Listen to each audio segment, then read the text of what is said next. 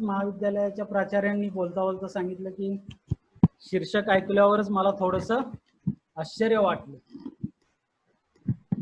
कारण छत्रपती शिवाजी महाराजांचे स्वराज्य आणि ते छोट्याशा काही प्रदेशामध्ये, विशेषतः त्यातही पुन्हा महाराष्ट्रात, आणि महाराष्ट्रातही असलं तरी पश्चिम महाराष्ट्रातील आणि कोकणातील काही भागामध्ये होतं, अशी आपली एक पारंपरिक धारणा झालेली आहे. आणि या धारणेनुसार आपण आतापर्यंत महाराजांच्या जीवनाचा मागोवा धोंडाळा हा घेत असतो. परंतु एकदमच याचं शीर्षक पाहिल्यावर काही जणांना आश्चर्य वाटू शकतं, परंतु किमान 10-12 वर्ष, 12 ते 13 वर्ष या विषयावर काम केल्यानंतर मी अशा प्रकारच्या मांडणीला आता इथपर्यंत पोहोचलेलो आहे. आणि म्हणूनच ह्या मांडणीचा प्रवास आपल्याशी शेअर करणं या निमित्तानं हे मी माझं आजच्या सेमिनारचं एकूण असं की स्टोन ज्याला आपण म्हणू, किंवा या सेमिनारचा विशेष प्रमुख असा विषय मानू. या विषयाकडे मी का वळलो याची आपण मी थोडीशी चर्चा करू. साधारणतः इसवी सन 2008 मध्ये महाराष्ट्रामध्ये आपल्याला सगळ्यांना माहिती आहे की शिवचरित्र हे आपण इयत्ता 4थी मध्ये शिकलेलो असतो, आणि त्या शिवछत्रपती या ग्रंथाचं जे काही आपण अभ्यास करतो ते जवळ 40 वर्ष बालभारतीचं 4थीचं पुस्तक मराठी माध्यमासाठी बालभारती बोर्डाचे जे बहुतेक विद्यार्थी, हल्ली अर्थात CBSE वगैरे आलंय, पूर्वीच्या काळी बहुतेक सगळे आपण महाराष्ट्रातील लोक हे बालभारतीचे विद्यार्थी आहोत. आणि त्या अनुषंगानं आपण जे काही शिवरायांचं चरित्र शिकलेलो आहोत, त्या पुस्तकाच्या थोडंसं लिखाणाच्या समितीवर काम करत असताना ही जबाबदारी माझ्या अंगावर येऊन पडली. आणि म्हणूनच मी सुरुवातीला काय समजुती होत्या आणि साधारणतः आपल्या महाराष्ट्रामध्ये आपल्याकडं काय पद्धतीनं मांडणी केली जात होती आणि आपली एकूण जी काही समजूत आहे ती काय होती ती आपण पाहू. चरित्र पाहिलं तर त्यामध्ये आपण जे काही अभ्यास करतो त्यामध्ये आपल्याला या पद्धतीनं हाही थोडासा नकाशा आपल्याला ॲडव्हान्सच म्हणता येईल. जुना जो त्याहूनही आपण जर नकाशा पाहिला तर त्याला हा जो काही नकाशा दिसतोय, हा नकाशा जो आहे, या नकाशामध्ये महाराष्ट्राचा हा जो काही भाग आहे हा एवढा साधारणतः, आणि काहीतरी दक्षिणेकडं एक छोटस असं साम्राज्य महाराजांचं होतं, तेही दक्षिण स्वारीमध्ये, अशा प्रकारची आपली समजूत होती. परंतु या प्रकारच्या साम्राज्यामध्ये खरंच जेव्हा आपण बारकाईनं शिवचरित्राचा अभ्यास करायला लागतो त्यावेळी आपल्याला असं दिसून येतं की शिवरायांनी जो काही नकाशा आपला हा जर पाहिला तर आपल्याला असं लक्षात येतं की शिवरायांचं जे काही साम्राज्य आहे हे साम्राज्य हे गुजरात पासून, गुजरातच्या गणदेवी पासून एकूणच रामेश्वरम आणि रामेश्वरम मधल्या त्याच्याही अपोजिट बाजूला असणाऱ्या श्रीलंकेतल्या जाफनापर्यंत कसं पसरलेलं होतं हेच आपल्याला आता पाहायचं आहे.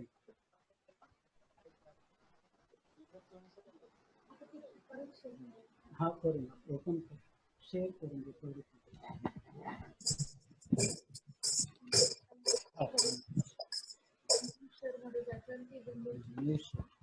तेवढा एकच नकाशा. हॅलो, हा दिसतोय का नकाशा शिवाजी महाराजांचे साम्राज्य? हॅलो. हो सर दिसतोय. हा सर दिसतंय. आता यामध्ये तुम्ही थोडस पहा, जर तुम्हाला प्रत्येकाला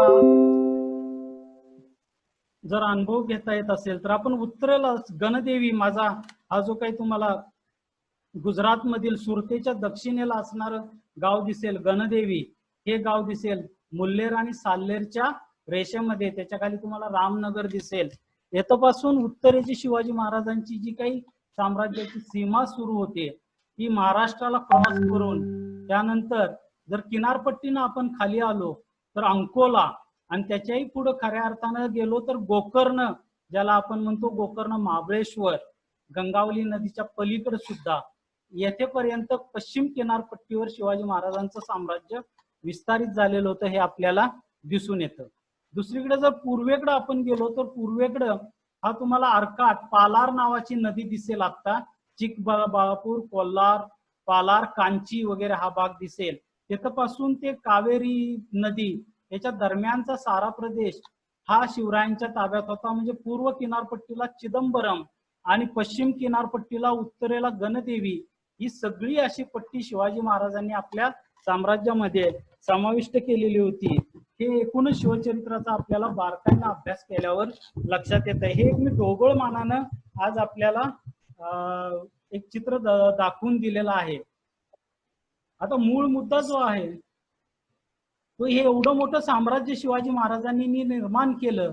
हे निर्माण केलेलं साम्राज्य हे कसं निर्माण केलं, त्याचे किती काय टप्पे होते ते इतिहासकारांच्या दृष्टीने आपल्याला पाहायचे आहेत.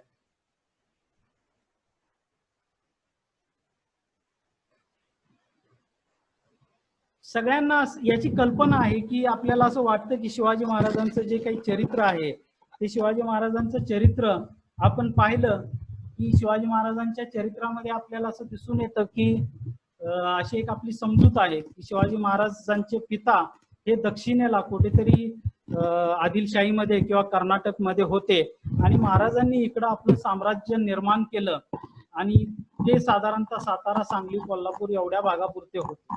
प्रत्यक्षात असं न होता जर आपण शिवाजी महाराजांचं हे सगळं साम्राज्य, स्वराज्य जे आपण म्हणतो, ती शहाजीराजे, जिजाऊ आणि त्यांचे बंधू, शिवाजी महाराजांचे बंधू आणि शहाजीराजेंचे थोरले पुत्र संभाजीराजे यांचं देखील योगदान यामध्ये होतं. आणि आयुष्याचा एक पहिला टप्पा त्यांच्या या संघर्षाचा आपल्याला यामध्ये दिसून येतो.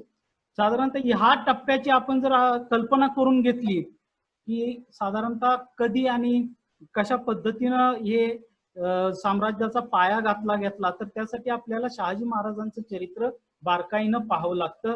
शहाजी महाराजांच्या चरित्राची आपल्याला बारकाईनं कल्पना करून घ्यावी लागते.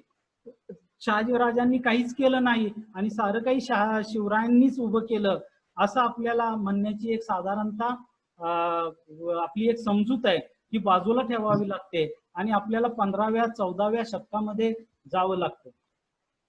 शहाजीराजे हे अशा प्रकारचं साम्राज्य का निर्माण करू शकले आणि ते कधी निर्माण केलं याची जर आपल्याला कल्पना घ्यायची असेल, मी हे गृहीत धरतोय की आपण सगळे पार्टिसिपंट हे इतिहासाचे बहुतांशी प्राध्यापक आहेत आणि हे इतिहासाचे सगळे जे प्राध्यापक आहेत त्यांना एक थोडीफार कल्पना आहे की दक्षिणेमध्ये त्यावेळी विजयनगर आणि बहामनी अशा 2 शाया या मध्ययुगामध्ये अस्तित्वात होत्या.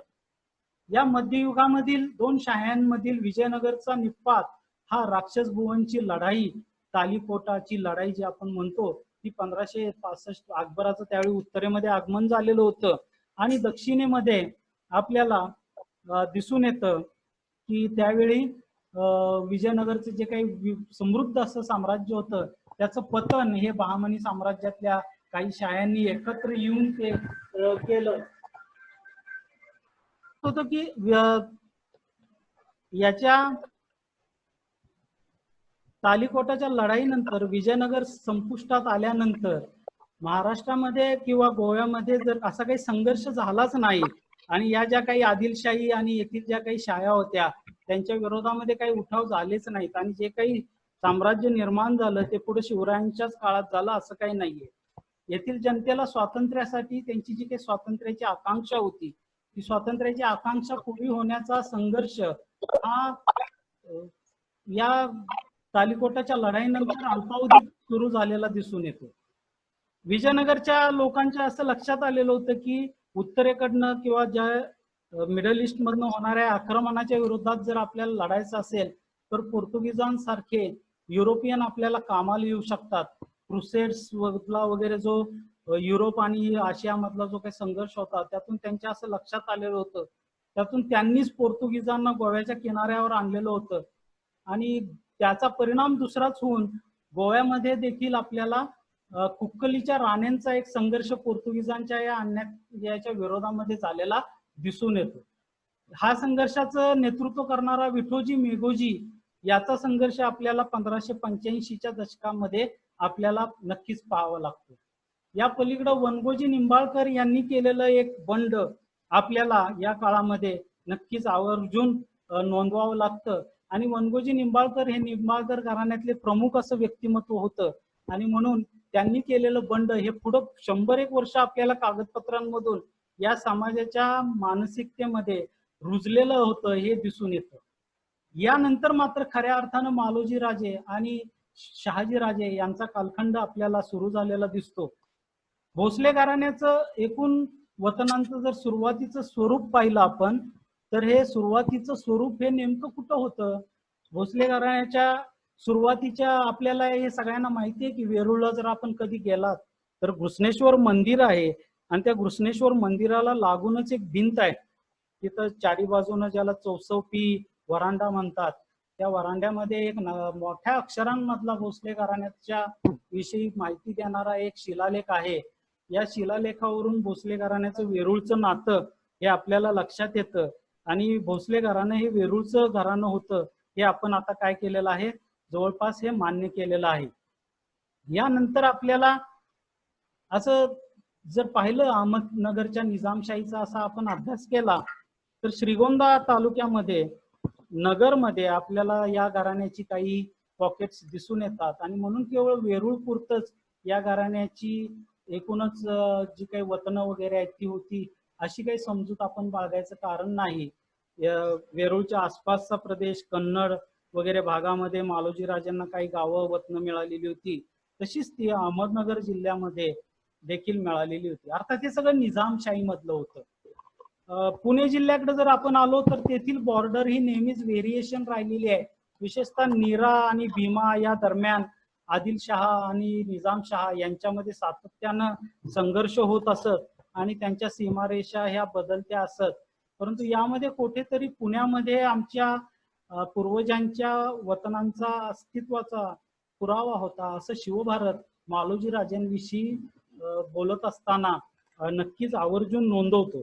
अर्थात गजानन मेंढरेंसारख्या अभ्यासकांनी असं म्हटलेलं आहे की याला काही फारसा हे होता आपल्याला असं काही दिसत नाही पुरावा. परंतु ज्या अर्थी शिवभारतासारखे एक चांगलं असं आपण हे मानतो दर्जेदार असं साहित्य जे प्राथमिक दर्जाचं साधन आपण इतिहासाचं मानतो ते साधन आपल्याला सांगतं की पुणे जिल्ह्यामध्ये देखील मालोजी राजेंची काही आपल्याला ही दिसून येतात. वतनांचा त्यांचा जो काही एकूणच परिघ जर पाहिला तर त्यामुळे आपल्याला औरंगाबाद मधील वेरूळच्या आसपास त्यांची काही वतनं दिसून येतात. श्रीगोंदाच्या आसपासमध्ये अहमदनगर शहरामध्ये खुद्द काही ठिकाणी यांची गोष्टी दिसून येतात आणि पुणे जिल्ह्यामध्ये आमचं काही आहे असा त्यांचा दावा देखील दिसून येतो. या व्यतिरिक्त आपण जर पुणे जिल्ह्याच्या व्यतिरिक्त कोल्हापूरचे एक नोंद पण ती उत्तरकालीन आहे. शेडगावकर बकरीमध्ये रंकाळा तळाव्यातला प्रसंग आहे आणि त्यामुळे कोल्हापूरमध्ये काही अस्तित्व असावं असं आपण म्हणू शकतो. सातारा जिल्ह्याचा जर आपण विचार केला तर सातारा जिल्ह्यातील भाडळी नावाचं गाव जे आहे ते प्राचीन असं गाव आहे आणि ह्या प्राचीन गावामध्ये आपल्याला घोरपड्यांचं अस्तित्व होतं हे नंतरच्या काही कागदपत्रांमध्ये दिसून येतं. आपण हे गृहीत धरतो की घोरपडे हे भोसल्यांचीच भावकी आहे आणि म्हणूनच फार आधीपासून भोसल्यांचं काही अस्तित्व सातारा जिल्ह्यात असावं आणि पुढे शहाजी राजेंनी देखील सातारा जिल्ह्यात आपलं निवासस्थान खुद्द साताऱ्यामध्ये ठेवलेलं होतं या पद्धतीचे पुरावे आपल्याला मिळतात. हे ओव्हरऑल आपण जर पाहिलं तर जिजाऊ ह्या सिंदखेड राजाच्या होत्या तिथपासून ते सातारा म्हणजे एकूणच महाराष्ट्र जो आहे तो या सगळ्या कुटुंबाच्या वावराचा असा एक महत्वाचा असा भाग आपल्याला दिसून येतो. महाराष्ट्रामध्ये आपण यांची काय परिस्थिती होती ती आपण पाहिलेली आहे. यामध्ये आपल्याला असं दिसून येतं की आदिलशाहीपेक्षाही या लोकांचा वावर निजामशाहीतला आहे आणि थोडस आपण या काळातल्या जागतिक परिस्थितीकडे आपण थोडस बोलू. याच काळामध्ये कोलंबस हा 1498ला साधारणतः कोलंबसच्याही आधीच्या 1498 हा वास्को द गामाच आहे. परंतु कोलंबस हा जो निघाला तो अमेरिकेचा शोध घ्यायला काही निघालेला नव्हता. तो निघालेला होता भारताचा शोध घ्यायला आणि तो जाऊन पोहोचला अमेरिकेमध्ये आणि अमेरिकेमध्ये पोहोचल्यानंतर कोलंबसला आपल्या असं लक्षात येतं की अमेरिकेचा फार मोठा भूभाग मिळाल्यावर सोनं त्यांना अमेरिकेमधून मिळू लागलं आणि हे सोनं युरोपमध्ये येऊ लागलं आणि त्या सोन्याच्या साह्यानं युरोपियन जहाज जी आहेत ती आशियामध्ये येऊ लागली. ही काही अचानक येऊ लागलेली नाही. 13व्या शतकामध्ये तुम्हाला आम्हाला कल्पना आहे मार्को पोलो नावाचा एक अभ्यासक हा येऊन गेलेला होता आणि हा मार्को पोलो नावाचा जो अभ्यासक आहे प्रवासी जो आहे तो चीनला गेलेला होता आणि परत येताना तो मलाक्का म्हणजे आजच्या भाषेमध्ये सांगायचं झालं तर कौलालंपूर आणि सिंगापूर येथे तो आलेला होता. तेथून तो जाफनापट्टणमला आला, त्यानंतर तो मदुराईला आला आणि मग तो परत युरोपमध्ये परतलेला दिसून येतो. मार्को पोलोनं युरोपला जी काही माहिती दिली त्यामुळे युरोपचा एकूणच आशियाशी जो काही संबंध आहे तो सगळा वृद्धिंगत झाला, त्यातून व्यापार निर्माण झाला, त्यातून काही ज्ञानाची तिथे माहिती झाली आणि युरोपमध्ये मोठ्या प्रमाणामध्ये प्रबोधनाचं युग झालं आणि युरोपमध्ये आधुनिक युगाचा प्रसार झाला, आधुनिकतेचा उदय झाला असं आपण मानतो. असं आपण मानतो की भारतामध्ये त्यावेळी मध्ययुगच होतं असं आपण मानतो. परंतु या सगळ्या युरोपियन प्रवाशांचा जो काही दक्षिणेकडून प्रवास सुरू झाला याला सगळ्यात महत्वाचं कारण घडलं ते म्हणजे वास्को द गामा यानं केलेला प्रवास.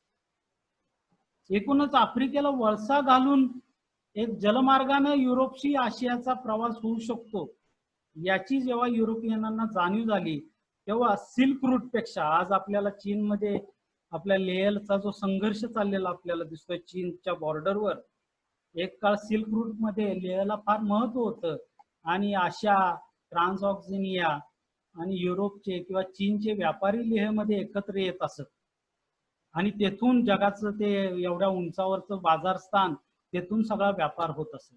परंतु या व्यापारावर अरबी राष्ट्रांचं नियंत्रण होतं आणि त्यांना फार मोठ्या प्रमाणात जकात द्यावी लागते.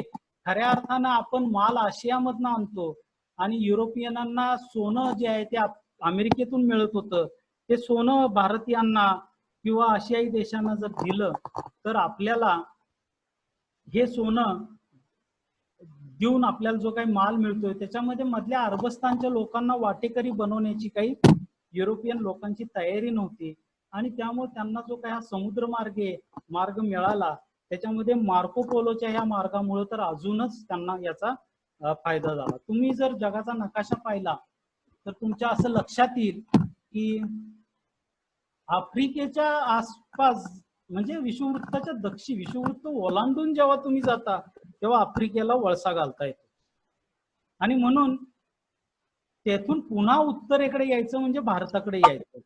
ही जहाज त्यावेळची काही फार मोठी त्यांच्या क्षमता सुरुवातीच्या काळातल्या याचा सगळा विचार करता त्यांना त्यापेक्षाही इंडोनेशिया जवळ होतं आणि इंडोनेशियाला जर पोचलं, एक पडाव तेथे घेतला तर इंडोनेशियाहून पुन्हा भारताच्या पूर्व किनारपट्टीवर किंवा भारताशी संपर्क साधता येत होता.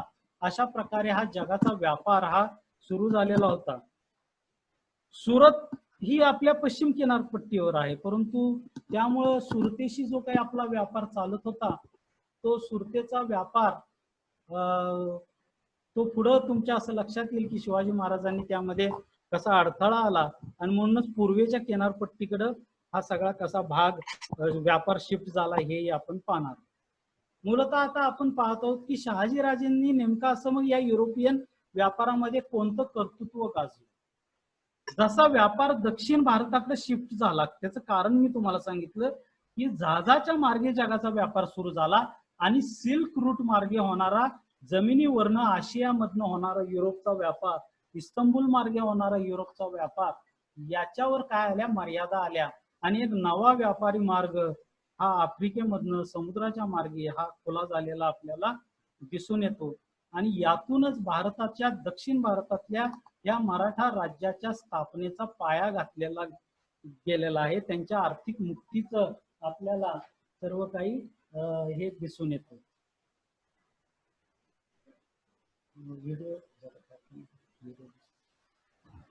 आता आपल्याला असं दिसून येईल अरे ते दाखव, स्क्रीन कॅन्सल केलंस का? चालू आहे का? स्टॉप शेअर केल्यावर येईल का? बरं ठीक आहे. स्क्रीनचं बंद करा सर, तुम्ही स्टॉप स्क्रीन करा. हा स्टॉप शेअर करतो, थोडस एक ब्रेक घेतो मी. हा स्टॉप स्क्रीन केलं की हा येस.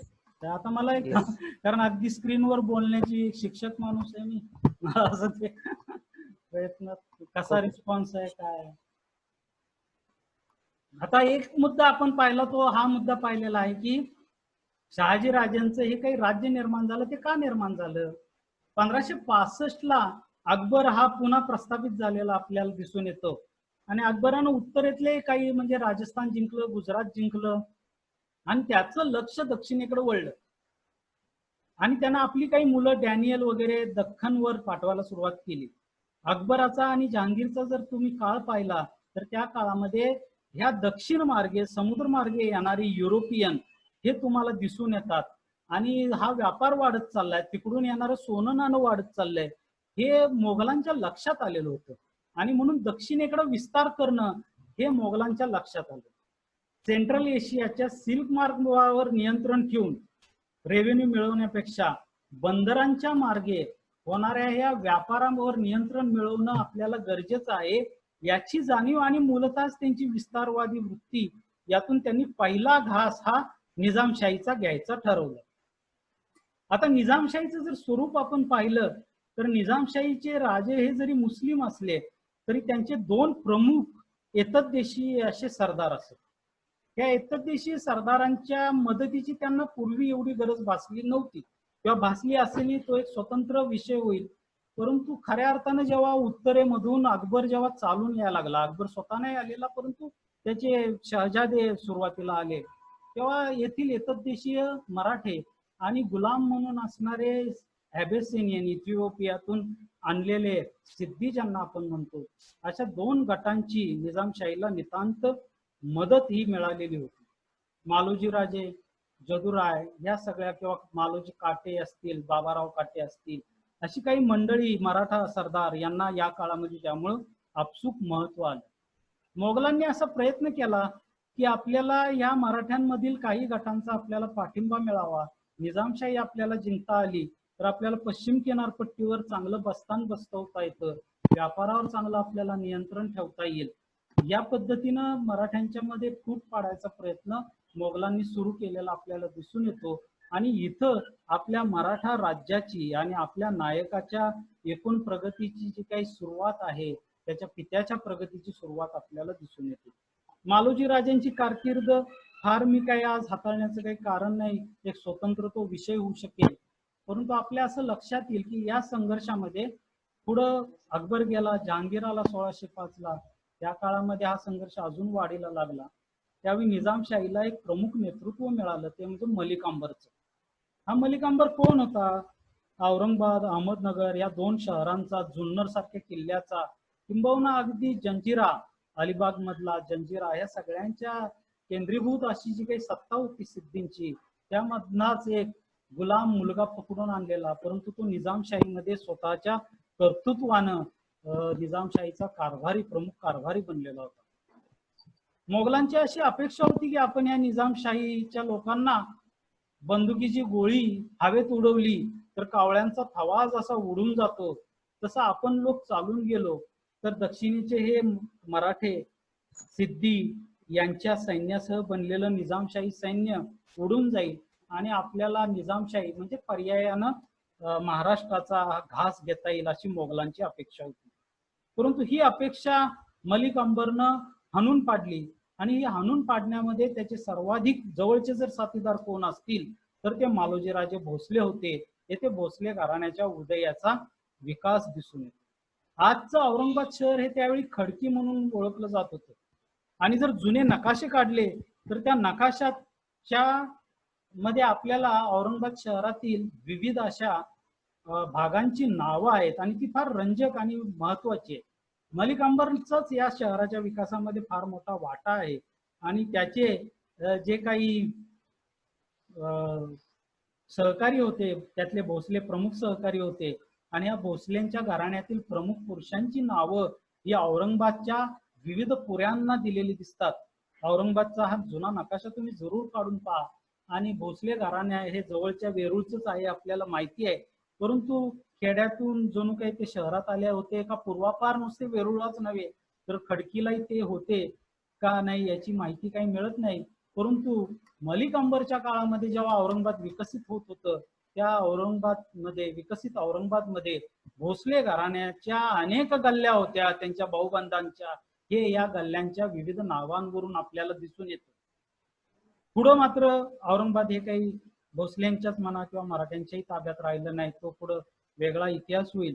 परंतु येथे आपल्याला एक लक्षात येतं की निजामशाहीमध्ये आता एक असा नवा संघर्ष सुरू झालेला होता की या संघर्षामध्ये निजामशाहीच्या शासकांना येथील मराठे आणि सिद्धी लोकांना आपल्या मदतीला घेऊन निजामशाहीच्या स्वातंत्र्यासाठी लढणं आवश्यक होतं आणि त्यांचा तो लढण्याचा मार्ग होता.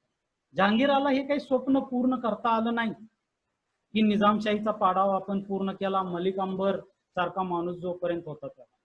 याच काळामध्ये निजामशाहीच्या लोकांनी त्यामध्ये शहाजीराजांच्या आयुष्यातला एक महत्वाची घटना दिसून येते. साधारणतः त्यांचं वय 21च असावं, 1621च्या आसपासची त्यांच्या जन्माच्या संदर्भाने आपण चर्चा वेगळी करू. परंतु 1621 हा शहाजीराजांच्या आयुष्यातला हा एक महत्वाचा संदर्भ आपल्याला मिळतो की बुरानपूरवर जेव्हा या मराठ्यांनी आणि मलिक अंबरनी वगैरे हल्ला केलेला होता आणि मोगलांना म्हणजे जहांगीरच्या सैन्याला मागे रेटलेलं होतं, त्याला रेटण्यासाठी बुरानपूर पर्यंत हल्ला केलेला होता. त्यावेळी स्वतः खुद्द अतिशय तरुण असणारे शहाजीराजे हे त्या स्वारीमध्ये सामील होते आणि येथून भोसलेंच्या घराण्याचा उदय आपल्याला अधिक दिसून येतो. 3च वर्षांनी एक अतिशय महत्वाची लढाई झाली ज्यामध्ये आदिलशहा आणि मोगल हे सगळे एकत्र येऊन निजामशाहवर चालून आले. मलिक अंबर आता वृद्ध झालेला होता आणि अशा ह्या वृद्ध मलिक अंबरच्या नावानं जरी युद्ध लढलं गेलेलं असलं तरी खरं युद्ध निजामशाहीला वाचवणारा जर कोण लढला असेल तर एक तरुण आणि अतिशय बुद्धिमान असा जो मराठ्यांचा सेनापती होता, हिंदू सेनापती असं मोगल त्याला म्हणतात, निजामशाहीतील हिंदू सेनापती, तोच खऱ्या अर्थानं आता निजामशाहीचा खरा सत्ताधारी बनलेला होता, तो म्हणजे शहाजीराजे आणि त्यांचे बंधूही त्यामध्ये होते. ती लढाई आपण प्रसिद्ध म्हणून ओळखतो ती म्हणजे भातवडीची लढाई. आणि या भातवडीच्या लढाईमध्ये मोगलांचा आणि आदिलशाहीच्या संयुक्त सैन्याचा पराभव करून शहाजीराजांचं नेतृत्व दख्खनवर झळाळून उभं राहिलं आलं. अजून शिवाजी महाराजांचा जन्म व्हायचा आहे, 6 वर्षांनी पुढं त्यांचा जन्म झालेला आहे, तरुण आहेत अजून शहाजीराजे. आणि शहाजीराजेंचे बंधू हे शरीफजी राजे हे या युद्धामध्ये मारले गेलेले आहेत. अहमदनगरच्या जवळ भातवडीचे युद्ध हा महत्वाचा टप्पा आहे.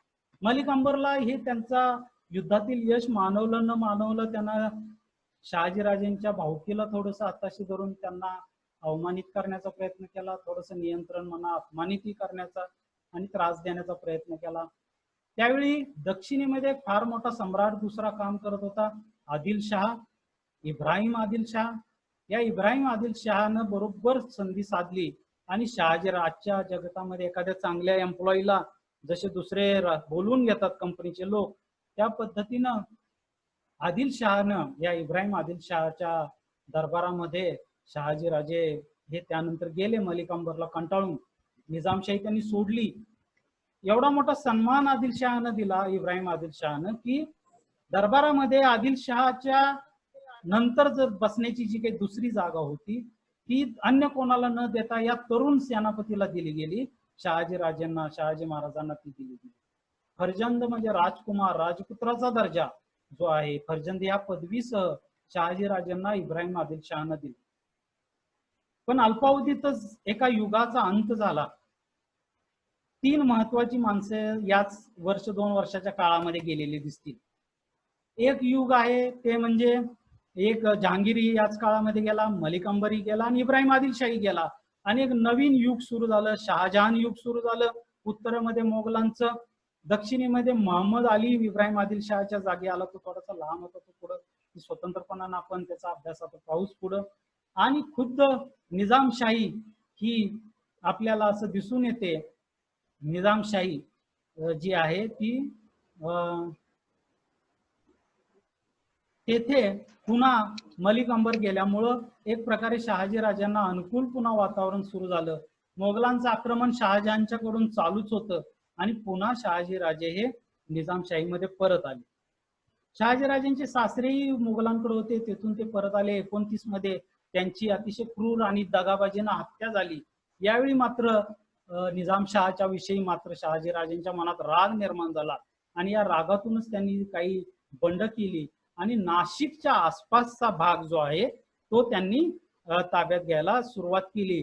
स्वराज्याची जी शहाजीराजांनी पुढं कल्पना अमूर्त अशी स्वरूपात ऍबस्ट्रॅक्ट स्वरूपामध्ये जी काही मांडली किंबहुना अंमलात आणली असं मी म्हणेन, ती जी कल्पना आहे ती शहाजीराजांची याच काळामध्ये विकसित झालेली दिसते.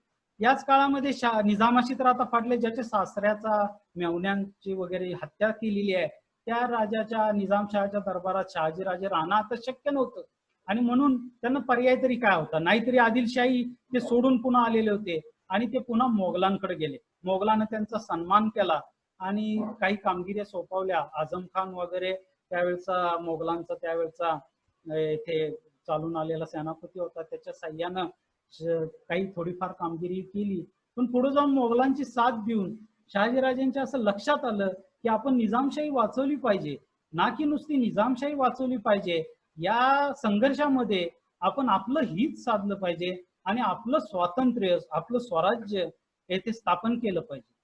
हे स्वराज्य स्थापन करत असताना त्यांची जी काही कल्पना होती त्या कल्पनेमध्ये त्यांची सोबती नक्कीच निजामशाहीमध्ये काही मुस्लिम सरदार होते, त्याच्यामध्ये सिद्धी मंडळी ही जास्त होती. आपण सुरुवातीला सरांनी काही यादी सांगितली आणि हल्ली तशी सांगण्याची एक परंपरा आहे की मुस्लिम सुद्धा मराठ्यांच्या या स्वराज्यामध्ये मराठ्यांच्या बाजूने होते का.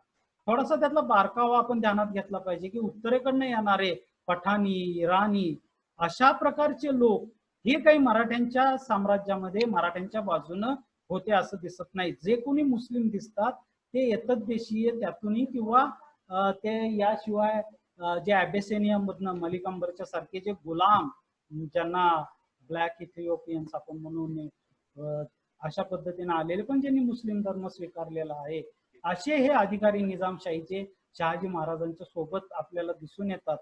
आणि शहाजी राजांनी निजामशाहीमध्ये आपलं एवढं कर्तृत्व सिद्ध केलं की 1633 मध्ये, म्हणजे यावेळी शिवरायांचा जन्म झालेला होता, 3 वर्षाचे शिवराय होते, त्यावेळी शहाजी राजांनी आपलं स्वतंत्र असं राज्य स्थापन केलं.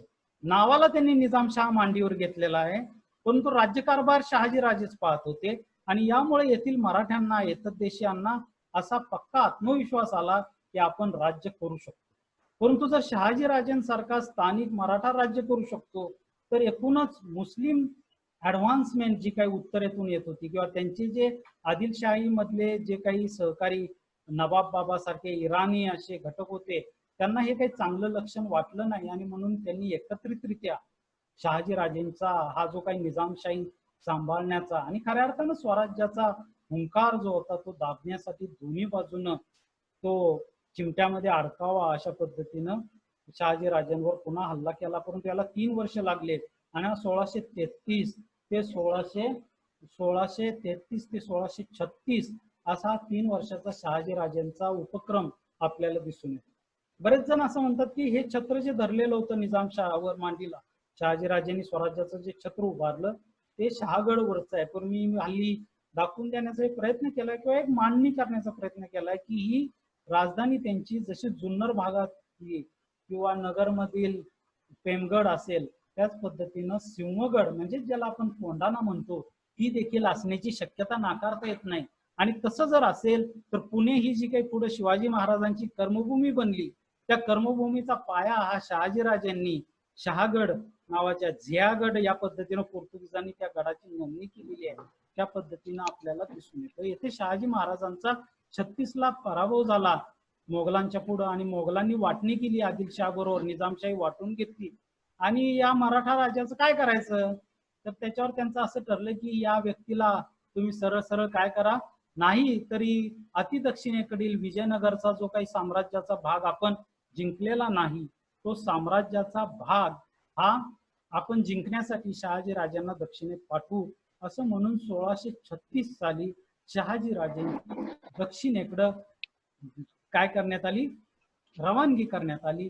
आणि अशा रीतीनं पहिल्यांदा कंदर्पी, त्यानंतर पुढे बेंगलोरला हा शहाजी राजांचा आपल्याला सविस्तर असा संघर्ष दिसून येतो.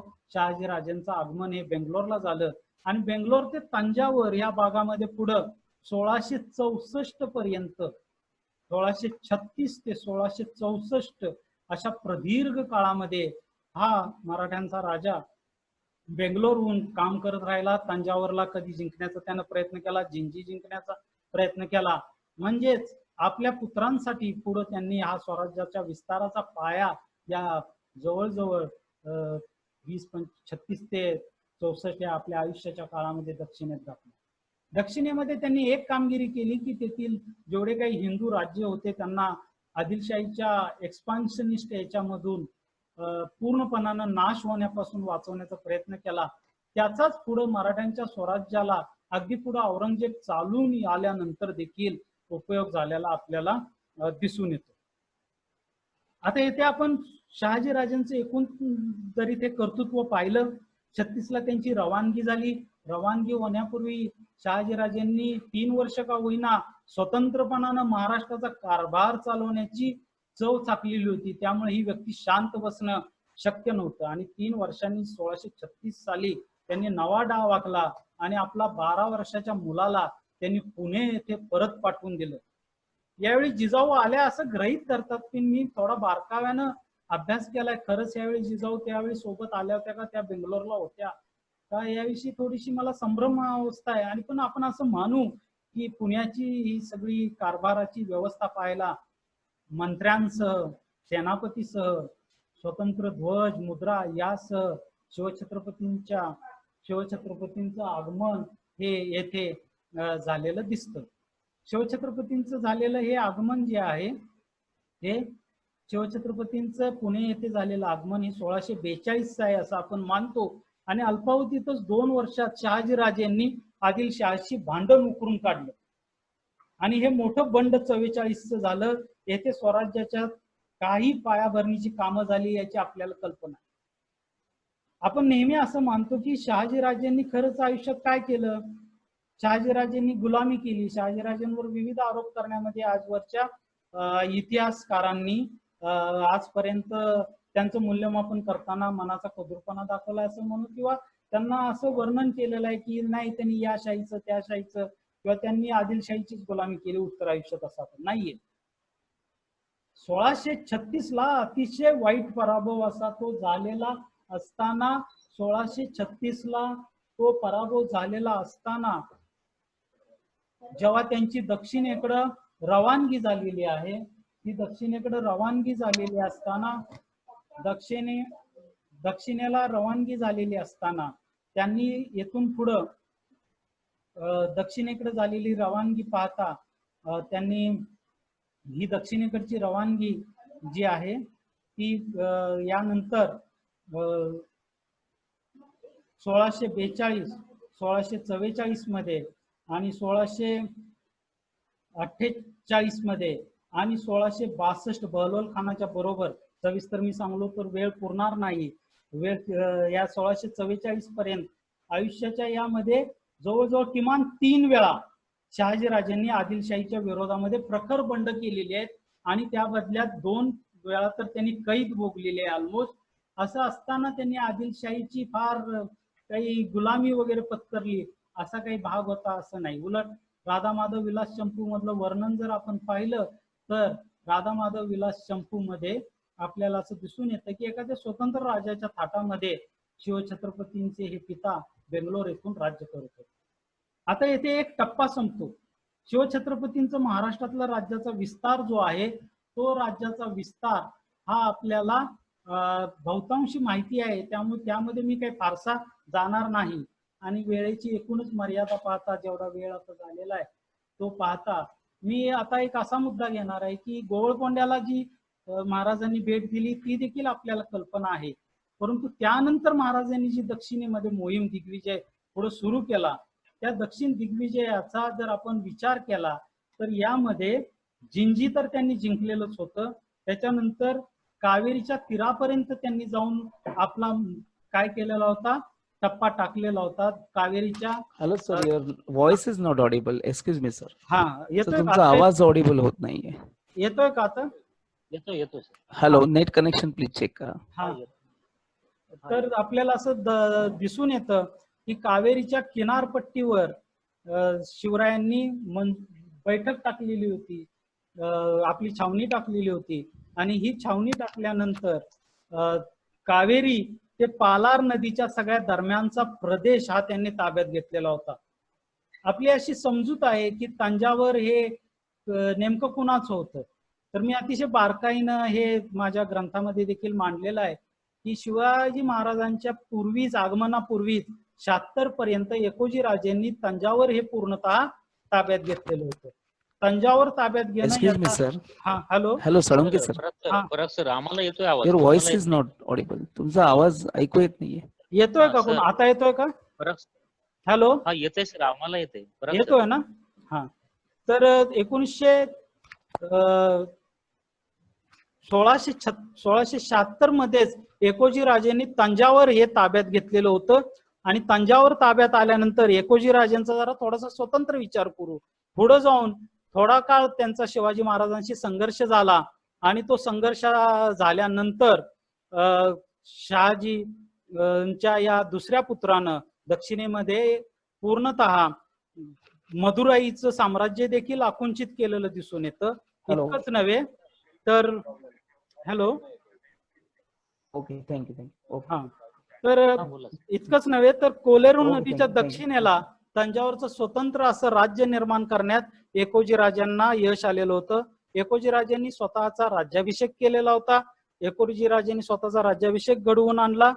इतकंच नव्हे तर पुढच्या काही काळामध्ये शिवाजी महाराज परत आल्यानंतर त्यांनी रामनाड हा मदुराईचा एक रामेश्वरम आपण ज्याला आधुनिक म्हणतो, तेथील एक सामंत छोटासा त्याची जागा सोडली. त्याच्याच सहकार्यानं पांबर, पुडुकोट्टाई तर पूर्वीच होतं, बऱ्यापैकी मदुराईच्या आसपासचा सगळा भाग हा ताब्यात घेतला. तंजावर जिंकणं याचा अर्थ उत्तर श्रीलंका, ज्याला जाफना असं म्हणतो आपण, त्याची कॅपिटल होती. तेथील जे काही नायक होते तमिळ, त्यांच्यावर सुद्धा तंजावरच्या नायकांचं वर्चस्व होतं. आणि त्या अनुषंगानं एकोजी राजेंचा तेथेही नियंत्रण हे प्रस्थापित झालेलं होतं. पुढे जाऊन हे शिवाजी महाराजांच्याच ताब्यात आलं. एकोजी राजे हे शिवाजी महाराजांच्याकडनं एक प्रकारे पराभूत झालेत. शिवाजी महाराजांच्या वतीनं संतोजी हे त्यांचे जे बंधू होते, त्यांनी ही दक्षिणेतली कामगिरी ही सगळी पार पाडली. दक्षिण मोहिमेचा दुसरा महत्वाचा भाग असा आहे की पालार नदीच्या उत्तरेला म्हणजे कुतुबशाहीकडचा विस्तार देखील शिवाजी महाराजांचा भाऊ संतोजी यानं शिवाजी महाराज दक्षिणेतून परत आल्यावर सुरू केलं. आता मधला भाग राहतो कर्नाटकचा, हा एक कोप्पल वगैरे हा भाग, हंबीरराव वगैरे या मंडळींनी शिवाजी महाराजांची दुसरी जी आघाडी आहे, शिवाजी महाराजांची जी दुसरी टीम जी काम करत होती, दुसरं सैन्य विभाग, त्यांनी तो जिंकत आणलेला होता. आणि म्हणून रायगड पासून पूर्व किनारपट्टी चिदंबरम पर्यंतची ही सगळी शिवाजी महाराजांनी मजबूत अशा किल्ल्याच्या साह्यानं एकमेकांशी जोडून घेऊन महाराजांचं हे स्वतंत्र असं गुजरातच्या गणदेवी पर्यंत, सुरतेवर छापे मारत होते, ते गणदेवी पासून मारत होते. तर तिथपासून ते दक्षिणेच्या रामेश्वरम, पुढे शाहू महाराज सतत म्हणतात की आमचं राज्य हे नर्मदा ते रामेश्वरम पर्यंत होतं. त्याच्यामध्ये अगदीच तथ्य होतं. आणि त्या पद्धतीने शिवाजी महाराजांचं हे राज्य निर्माण झालेलं दिसतं. राहता राहता यातला एक आकर्षणाचा भाग, आश्चर्याचा भाग की जाफना हा आपल्याला होतं का आपल्या ताब्यामध्ये? तर जाफना हे मराठ्यांना जर तुम्ही नकाशा नीट बघितला तर तो मी नकाशा दाखवण्याचा का आहे, हो, आणि बरोबर. पालची सानं बरोबर. समुद्र दोन्ही तुम्हाला हा, दिसेल. दिसतो सर. हा, तर हा सगळा भाग जो माझं तुम्हाला दिसून येईल, हा कर्सर जो दिसतोय ना, ही पन्नास, ही सगळी जी नदी आहे, पुलिकतच्या खालचा भाग हा मद्रास, ते हा सगळा भाग महाराजांनी नंतर घ्यायला सुरू तर केलाच, पण हा कोलेरून 2 नद्यांच्या मधला भाग हा शिवरायांनी सगळा ताब्यात घेतलेला होता. आता ह्या इथून जाफना येतं. आता जिथं पाल्क स्टेट म्हटलंय त्याच्या पुढं तुम्हाला माझा कर्सर दिसतोय का? तोंडी दिसतंय का कुणाला? तुम्हाला तोंडी? दिसतंय सर. हा, मदुराई दिसतंय. Yes sir. तर हे पुडुकोट्टी ह्या सगळ्या भागावर हे तंजावरवर एकोजी राजेंचं राज्य होतंच, पण ज्याचं इथं राज्य होतं त्याचं ह्या उत्तरेतल्या श्रीलंकेवर राज्य असायचंच, परंतु ह्या जाफनापट्टणमवर देखील मराठ्यांनी आपला डचांना हल्ला करून तिथं कसा त्रास दिला आणि डचांना कौल दिल्यानंतर याची सविस्तर माहिती आपल्याला इंग्रजांच्या एका फॅक्टरी रेकॉर्ड मध्ये मिळते. आणि ते असं सांगतात की हे डचांना इथून कसं मराठ्यांनी पळवून हुसकून वगैरे लावलेलं आहे. आणि म्हणून उत्तर श्रीलंकेमध्ये देखील अर्थात शिवाजी महाराज त्यावेळी रायगडावर परतलेले होते. ही सगळी कामगिरी त्यांचे बंधुराज आणि दक्षिणेचे त्यांचे प्रमुख प्रशासक सेनापती जे आहेत ते संतोजी यांच्या कारकिर्दीमध्ये पार पडलेली आहे. परंतु ती एकोजी राजांपेक्षाही थेट प्रशासन संतोजीच्या माध्यमातून शिवाजी महाराज चालवत होते आणि हे पूर्ण श्रेय शिवाजी महाराजांनाच त्याचं जातं. आणि म्हणून मी श्रीलंका हे आश्चर्यकारक असा भाग म्हटलं तर विचार करायला गेलं तर फार आश्चर्यकारक नाही, कारण शिवाजी महाराजांचा अल्पावधीतच 78 नंतर काय 2 वर्षच शिवाजी महाराज त्यानंतर राहिलेले दिसतात.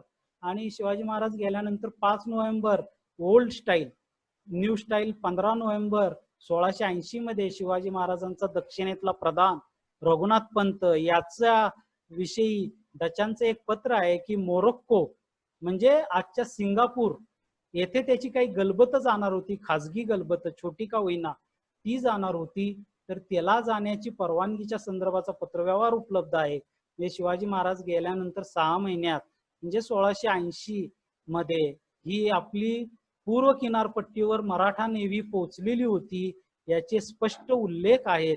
आणि म्हणून चोलांच्या दक्षिणेतले काही जण, आता इंग्रजीमध्ये मी त्यांचे संवाद साधण्याचा प्रयत्न करेन, परंतु जे इतिहासाचे प्राध्यापक आहेत त्यांना याची कल्पना आहे की बे ऑफ बेंगाल म्हणजे काय मानतो आपण, तर बे ऑफ बेंगाल म्हणजे समुद्र चोलांचा समुद्र होता असं एक मानतो आपण.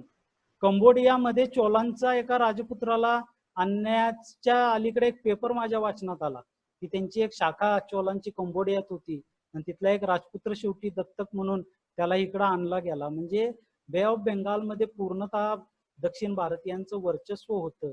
आणि म्हणून काही फार मोठं आश्चर्य उत्तर श्रीलंकेमध्ये मराठ्यांनी आपला झेंडा रोवला की नाही याच्याविषयी मला तरी काही वाटत नाही.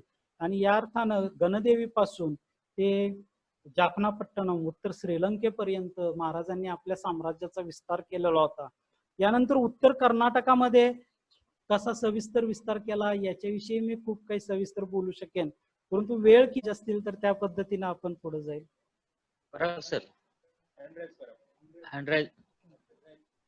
Hello hello sir. कोणाला काही प्रश्न विचारायचे असतील तर त्या माध्यमातून आपण पुढे जाऊ. तुझं काय चालू झाले सेशन मग कसं करतो? काही नाही तुझं चालू.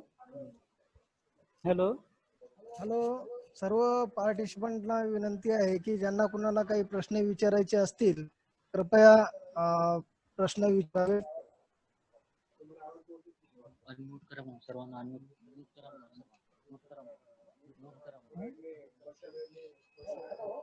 हॅलो.